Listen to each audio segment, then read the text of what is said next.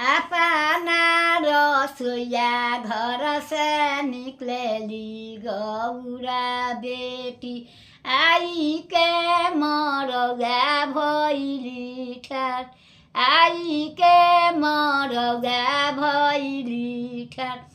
धावल धूपल अइले जनक पापा काहे बेटी बदन मलिन काहे बेटी बदन मलिन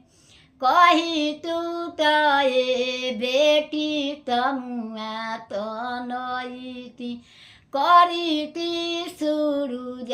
के आलोक करीती सूरज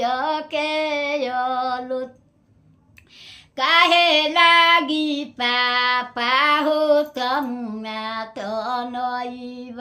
काहेला सूरज के आलोक काहे के सूरज के आलोक आजू के रतिया पापा हो रौरी महलिया हो बिहाने सुनर बर के साथ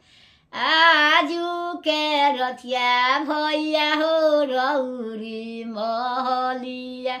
बिहाने सुनर बर के साथ।